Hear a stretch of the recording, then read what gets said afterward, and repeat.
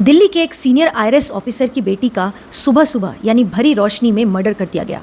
और जो आदमी पकड़ा गया है उसका नाम है राहुल मीना। सीसीटीवी में उसकी फुटेज भी आ गई थी, अगले दिन वो पकड़ा गया। लेकिन इस पूरे घटनाक्रम में चर्चा हो रही है कि क्यों ये क्राइम हुआ, कैसे हुआ, मोटिव क्या था, किस वजह से मर्डर किया गया और मर्डर से पहले ज़बरदस्ती भी की गई, ऐसे भी एलिगेशन सामने आए हैं।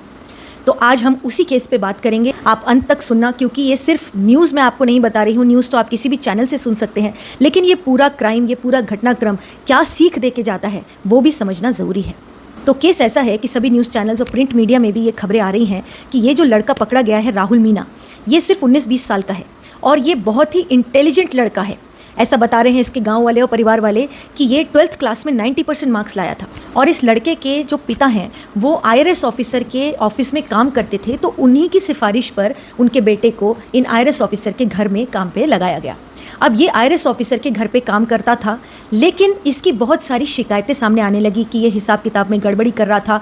और एक बड़ी शिकायत ये सामने आई कि ये लड़का सट्टेबाजी में डूब गया है, सट्टा खेलता है, ऑनलाइन गेमिंग करता है और उसमें खूब पैसे डुबा देता है। और ये जो उसकी लत लग गई थी सट्टेबाजी की, इस चक्कर में वो कई जगह से पैसे उधार लेना शुरू किया। और एक बार ये सट्टा की, जुआ की लत लग जाती है तो उसके बाद से आदमी रुकता नहीं है, आदमी के कदम रुकते नहीं हैं और वो और ज़्यादा पैसे उसको चाहिए होते हैं। और ऐसे में जो आदमी सट्टे में डूबा होता है फिर वो मेहनत की कमाई नहीं करता, फिर पैसा कहाँ से आता है, फिर वो उधारी पे जाता है, लोगों से मांगने पे जाता है। अब इस लड़के को तो कोई आसानी से उधार देगा नहीं, तो ये क्या करता था, जिन आईआरएस ऑफिसर के घर पे ये काम करता था उन आईआरएस ऑफिसर का नाम लेकर ये लोगों से उधार लेता था।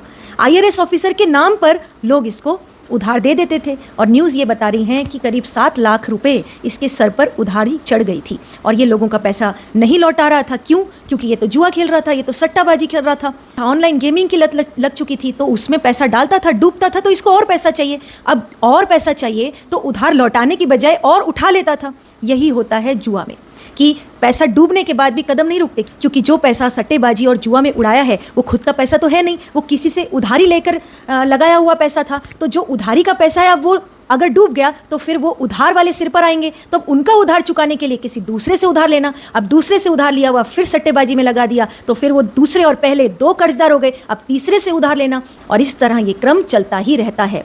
और फिर ये क्रम, ये जुआ सट्टेबाजी आदमी को फिर क्या क्या नहीं करा देता, आगे देखिए। अब जब आईआरएस ऑफिसर को ये बात पता चली कि ये तो मेरे नाम का यूज़ करके उधारी ले रहा है आस पड़ोस के लोगों से और मेरे जानकार लोगों से, और फिर इसकी तो सट्टेबाजी की गंदी आदत लग चुकी है, तो फिर ये गलत रास्ते पर जा चुका है, तो उन आईआरएस ऑफिसर ने, जो कि कोई भी आम इंसान करेगा, उन्होंने उस लड़के राहुल मीना को नौकरी से निकाल दिया और घर से चले जाने को कह दिया। ये 1.5 महीना पहले की बात है जब आईआरएस ऑफिसर ने घर से निकाल दिया। अब जुआ भी था ही, सट्टेबाजी थी ही, ऑनलाइन गेमिंग की लत थी, सिर पे बहुत सारी उधारी चढ़ चुकी थी उस जुए की लत की वजह से, और इधर आईआरएस ऑफिसर ने घर से भी निकाल दिया, तो एक रंजिश भी पैदा हो गई। अब रंजिश तो बन गई है और पैसे भी और चाहिए, क्योंकि वो जो लत है गलत तरीके से पैसे लेने की और गलत तरीके से पैसे उड़ाने की, वो लत तो ख़त्म हुई नहीं है। और एक बार ये लत लग जाती है तो फिर वो रुकती नहीं है। तो अब इस लड़के ने क्या किया कि इसको उस घर का सब कुछ पता ही था, कहाँ से एंट्री है, कहाँ से एग्जिट है, कहाँ सीक्रेट चाबी छुपा के रखी होती है, कब आईआरएस ऑफिसर घर पे होते हैं, कब नहीं होते हैं, सब उसको पता था। तो 1.5 महीने बाद पूरी प्लानिंग के साथ वो गया। पूरी प्लानिंग किस तरीके से कि वो रहने वाला अलवर का है। न्यूज़ रिपोर्ट ये बता रही हैं कि अलवर में उसने अपने मोबाइल फ़ोन एक दुकान पे गिरवी रख दिए और गिरवी रख के कहा कि मैं जब दिल्ली से लौट आऊँगा या बाहर से कहीं लौट आऊँगा तब मैं अपने मोबाइल फ़ोन ले लूँगा। और ये उसकी पूरी साजिश थी कि मोबाइल फ़ोन अलवर में छोड़ दो, क्योंकि क्राइम तो दिल्ली में जाके करना है। तो उसने मोबाइल अलवर में छोड़कर अलवर से दिल्ली जाने के लिए एक गाड़ी किराए पर ली, वो भी एक कोई हॉस्पिटल से कनेक्टेड वैन थी, एम्बुलेंस जैसी, उसको लिया 6,000 रुपये पर और दिल्ली पहुंचा। दिल्ली पहुंच के उसको भी 6,000 रुपये नहीं दिए, क्योंकि पैसे तो अब है नहीं। और उस वैन से वो दिल्ली पहुंचा। सुबह 6 बजे, 6 साढ़े 6 बजे का समय है और उसको पता था कि इस समय आईआरएस ऑफिसर और उनकी पत्नी जिम जाते हैं, डेली जिम जाते हैं, और घर में सिर्फ और सिर्फ बेटी रहती है। और बेटी बीटेक कर चुकी थी, यूपीएससी की तैयारी कर रही थी। और इस राहुल मीना को पता था कि इस समय बेटी सो रही होती है, लेकिन इत्तेफाक की बात है कि यूपीएससी के एग्ज़ाम पास हैं और यूपीएससी के एग्ज़ाम की वजह से उस दिन आईआरएस ऑफिसर की बेटी सुबह सुबह जल्दी उठकर पढ़ाई करने बैठी हुई थी, यानी वो जगी हुई थी। लेकिन इस लड़के को लगा था कि आईआरएस ऑफिसर और उनकी पत्नी घर पर नहीं है, बेटी सो रही होगी, मैं चुपके से जाऊँगा, चाबी मुझे पता है कहाँ है, मैं जाऊँगा चुपके से चोरी कर लूँगा। अब देखिए, वो जुए की लत, वो गलत तरीके से पैसा कमाने की लत और लोगों से उधार लेकर, लोगों की हार्ड अर्न मनी लेकर उसका दुरुपयोग करने से वो पैसा पचता नहीं है। वो क्या क्या करवाता है? सबसे पहले देखिए, चोरी करवा रहा है। वो आदमी से वो धन, यानी जो धन गलत तरीके से कमाया हुआ धन होता है, वो पचता नहीं है कभी भी। किसी से आप चीट करके, किसी से आप उधारी लेकर आप उसको गलत तरीके से कमा रहे हो पैसा, तो और आप लगा भी गलत जगह पर रहे हो, तो फिर वो पैसा पचता नहीं है। और इस राहुल मीना को देखो, वो पैसा पचा नहीं। वो पैसा क्या क्या करा रहा है कि वो और पैसा कमाने के लिए अब चोरी के रास्ते पर लेके जा रहा है। अब ये लड़का राहुल मीना घर में घुसा चोरी की नीयत से, लेकिन घर में तो आईएएस ऑफिसर की बेटी जगी हुई थी, और जैसे आईएएस ऑफिसर की बेटी ने देखा तो वो तो पहचानती थी, लेकिन ये तो आया था चोरी करने। अब चोरी का मकसद पूरा नहीं हो पाता क्योंकि बेटी जगी है, तो उसने तुरंत बेटी पर अटैक कर दिया। तो देखिए, पहला कदम क्या था? चोरी। वो गलत तरीके से पैसा कमाया हुआ, वो जुए की लत, वो सट्टेबाजी की लत कहाँ ले गई? नंबर 1, चोरी की तरफ। चोरी के बाद से अगला स्टेप क्या हुआ कि अब उसने अटैक कर दिया उस बेटी पर, जिनके घर में वो रहता था, जिन्होंने उसको आश्रय दिया था, जिन्होंने उसको कमाई दी थी, और जिस बेटी को, जिस आईएएस ऑफिसर की बेटी को वो दीदी बोलता था, बहन मानता था, उस पर उसने हमला कर दिया। और जैसे ही तेज हथियार से हमला किया, आईएएस ऑफिसर की बेटी वहीं पर बेहोश हो गई। और फिर जगह तीसरा विकार। तीसरा विकार आने में समय नहीं लगता, क्योंकि जैसा कि मैंने पहले बताया, गलत तरीके से कमाया हुआ धन पचता नहीं है। पहले चोरी करवाया, फिर हमला करवाया, फिर तीसरा, अब जब सामने आईएएस ऑफिसर की बेटी बेहोश पड़ी है, तो फिर उसके अंदर अब वो गलत विचार भी आए कि उस बेटी के साथ अत्याचार किया, उस बेटी के साथ ज़बरदस्ती किया और उस बेटी के साथ में सेक्सुअल असॉल्ट किया। उसी हालत में वो बेटी खून से लथपथ थी, खून बह रहा था, लेकिन फिर भी इस पर तो भूत सवार था, राहुल मीना पर। और फिर इसने उसी हालत में गलत कृत्य किया। गलत कृत्य करने के बाद से अब चोरी भी तो करनी है, पैसा चाहिए, क्योंकि मुख्य कारण तो पैसा है, मुख्य कारण पैसा ही था। तो अब पैसा घर में ढूंढा, कहीं मिला नहीं, तो उसको याद आया कि यहाँ पर इस घर में एक लॉकर था। उसको पता था कि लॉकर में पैसे रखे होंगे और लॉकर पे फिंगरप्रिंट से ही खुलता है। तो फिंगरप्रिंट अब इसी बेटी की लगानी थी। तो बेटी को घसीट के ऊपर वाले फ्लोर से नीचे तक लेकर गया, सीढ़ियों से घसीटते हुए, और फिर उसी हालत में उस बेटी का फिंगरप्रिंट लॉकर पे लगाने का प्रयास किया, लेकिन उंगलियों पर खून की वजह से फिंगरप्रिंट से लॉकर खुला नहीं। तो फिर उसने लॉकर को तोड़ा और लॉकर में जो भी गहने जवाहरात कैश था वो उसने वहाँ से चुरा लिया, और आईएएस ऑफिसर की बेटी को जान से ख़त्म कर दिया। ये इंश्योर किया उसने कि वो मर गई है, और सारा सामान चोरी करके, सारे पैसे चोरी करके एक बैग में भर के, एक पिट्ठू बैग में भर के अपनी पैंट चेंज करी। आईएएस ऑफिसर की पैंट उसने पहनी, क्योंकि उसकी पैंट खून से लथपथ हो गई थी। पैंट चेंज की और चुपचाप उस घर से वो निकल गया। ये सारे क्राइम करके वो निकल गया। तो देखिए, वो जुए की लत, वो सट्टेबाजी की लत कहाँ से कहाँ ले गई।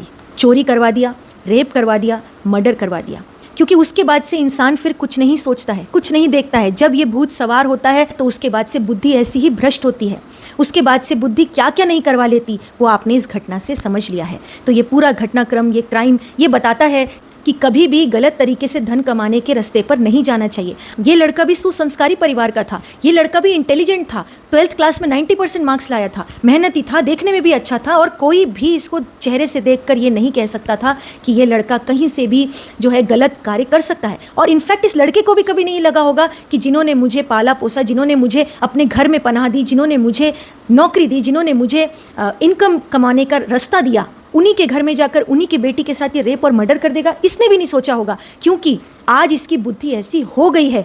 वो बुद्धि ऐसी क्यों हो गई? वो बुद्धि से ऐसे कार्य किसने कराए? उस पैसे की लत ने, उस जुए की लत ने, उस सट्टेबाजी की लत ने। और इसीलिए कहा गया है कि जुआ, सट्टेबाजी, इन सब चीज़ों में नहीं फंसना चाहिए, नहीं पड़ना चाहिए। आपके घर में, आपके परिवार में, आपके दोस्तों में जो भी यंग जनरेशन के लोग हैं, बच्चे हैं, उनको आप ये शुरू से समझाइए कि ये गलत रास्ता है। क्योंकि ऐसे में कोई भी व्यक्ति पहले अपने घर का पैसा ख़त्म कर देगा, उसके बाद भी उसका पेट नहीं भरता है, और फिर वो उधारी लेना शुरू करता है, लोगों से उधार लेना शुरू करता है, और उधार लेने के बाद से वो फिर उस पैसे को उसी जुआ में लगाता है। जब पैसा डूब जाता है, फिर पहली उधारी को चुकाने के लिए दूसरी उधारी लेता है, दूसरी उधारी को चुकाने के लिए तीसरी उधारी लेता है, तीसरी उधारी को चुकाने के लिए चौथी लेता है, और ये क्रम चलता जाता है। क्योंकि वो सारा पैसा जुए में लगाता ही जाता है, सट्टेबाजी में लगाता ही जाता है, क्योंकि वो एक लत होती है, वो एक एडिक्शन होता है। और फिर क्या होता है? और फिर जो सारा धन वो जुए से, सट्टेबाजी से कमाता है, फिर वो मेहनत का नहीं होता है, वो दूसरों से लिया हुआ धन होता है, और दूसरों से लिया हुआ धन जो वो लौटा नहीं रहा होता है, वो धन कभी भी पचता नहीं है। और न्यूज़ रिपोर्ट्स ये बता रही हैं कि ये लड़का पहले कितना अच्छा पढ़ाई में था, लेकिन ये जुए की लत, ये सट्टेबाजी की लत, ये ऑनलाइन गेमिंग की लत ने उसको शराबी भी बना दिया था, उसको लड़कीबाज भी बना दिया था, और देखिए अंत में उसको एक ऐसा क्रिमिनल भी बना दिया कि आज अब उसकी पूरी ज़िंदगी जेल में ही बीतेगी। क्योंकि उसके हाथों अभी एक मर्डर भी हो गया, उसके हाथों रेप भी हो गया। और ये किसने कराया? मूल में उस धन ने कराया जो दूसरों से धन ले लेकर जुए और सट्टेबाजी में लगाया। तो जुए के पीछे, गलत तरीके से कमाए हुए धन के पीछे ये सारी चीज़ें अपने आप ट्रेन के डब्बों की तरह जुड़ती चली जाती हैं। इंजन के पीछे जैसे ट्रेन के डब्बे जुड़ के साथ साथ चलने लग जाते हैं, वैसे ही ये बाकी के सारे क्राइम, सारी विकार सब जुड़ते चले जाते हैं और एक दिन ऐसा ही विनाश होता है जैसे कि इस राहुल मीना का हुआ। तो ये घटनाक्रम, ये क्राइम सिर्फ हम न्यूज़ के तरीके से ना सुने, हम लोग इसलिए भी सुने और अपने फ्रेंड सर्कल, अपने परिवार में सबको सुनाएं कि कभी भी गलत तरीके से पैसा कमाने में या दूसरे से पैसा छीन के आप उस पैसे को उपयोग करते हैं तो उससे कोई फ़ायदा नहीं होता, बल्कि उससे नुकसान ही होता है। क्योंकि वो धन कभी भी इंसान को पचता नहीं है, उससे बुद्धि खराब होती ही होती है। वो कोई ना कोई आपसे फ्यूचर में और क्राइम कराएगी ही कराएगी। ये बात कई संतों ने बोली है, कई ग्रंथों में भी लिखी है, लेकिन हम उस चीज़ को सुनते हैं लेकिन उस चीज़ को समझ नहीं पाते हैं। लेकिन ये घटनाक्रम, ये दिल्ली का IRS ऑफिसर की बेटी का केस, ये राहुल मीना का केस एकदम चरितार्थ आपको उन बातों को दिखाता है। इसीलिए इस वीडियो के माध्यम से हमने आज आपको ये केस बताया है।